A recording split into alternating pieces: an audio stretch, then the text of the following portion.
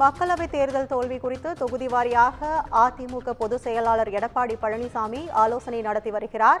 முதற்கட்டமாக காஞ்சிபுரம் மற்றும் ஸ்ரீபெரும்புதூர் தொகுதி நிர்வாகிகளுடன் எடப்பாடி பழனிசாமி ஆலோசனை நடத்த உள்ளார். இது தொடர்பான கூடுதல் விவரங்களை வழங்க எமது தலைமை செய்தியாளர் சிவா இணைப்பில் இருக்காங்க. வணக்கம் சிவா, இது குறித்த கூடுதல் விவரங்களை பதிவு பண்ணுங்க.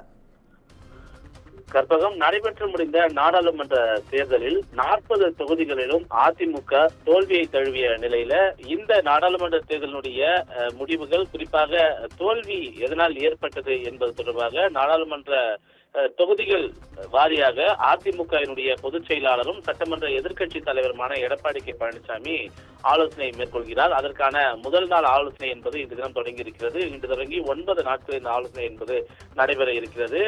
ஒவ்வொரு நாளும் ஒரு குறிப்பிட்ட நாடாளுமன்ற தொகுதிகள், அங்க இருக்கக்கூடிய நிர்வாகிகள் என அனைவரும் அழைத்து இந்த ஆலோசனையில அதிமுக பொதுச் செயலாளர் ஈடுபட இருக்கிறார். குறிப்பாக இன்றைய தினம் முதல் நாளான இன்று காஞ்சிபுரம், ஸ்ரீபெரும்புதூர் ஆகிய இந்த 2 மக்களவை தொகுதிகளில் இருக்கக்கூடிய அமைப்பு செயலாளர்கள், மாவட்ட செயலாளர்கள், தலைமை கழக நிர்வாகிகள், முன்னாள் அமைச்சர்கள், முன்னாள் சட்டமன்ற நாடாளுமன்ற உறுப்பினர்கள், அதே போல காஞ்சிபுரத்தில் செங்கல்பட்டு மாவட்டத்தில் இருக்கக்கூடிய ஒரே ஒரு சட்டமன்ற உறுப்பினர் என அனைவரையும் அழைத்து இந்த நாடாளுமன்ற தேர்தலில் அதிமுக தவறுவிட்ட பணிகள் என்னென்ன என்பது தொடர்பாக கட்சியினுடைய நிர்வாகிகளிடம் அதிமுக பொதுச் செயலாளர் எடப்பாடி பழனிசாமி கேட்டறிகிறார். குறிப்பாக ஒவ்வொரு சட்டமன்ற வாரியாக, பூத் வாரியாக எத்தனை இடங்களை அதிமுக இழந்திருக்கிறது, அந்தந்த இடங்களில் பணி செய்ய தவறியவர்கள் யார் என்பது தொடர்பாக விரிவாக ஆலோசனை மேற்கொள்வதற்காகவும் 2026 சட்டமன்ற தேர்தலின் போது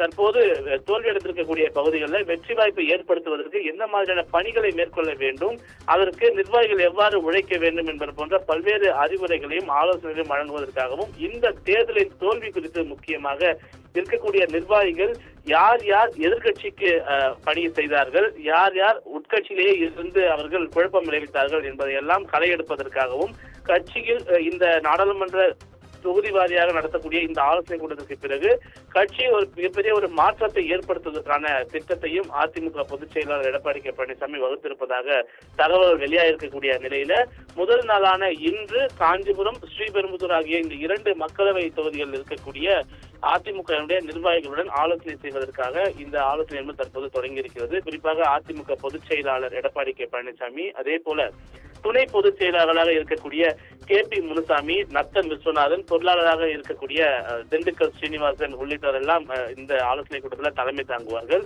எனவே அவர்கள் நாடாளுமன்ற தொகுதி வாரியாக இருக்கக்கூடிய நிர்வாகிகளிடம் பல்வேறு கேள்விகளை கேட்டு அதற்கான விளக்கங்களையும் எழுத்துப்பூர்வமாக வாங்குவதற்கு திட்டமிட்டிருக்கிறார்கள். கற்பகம்,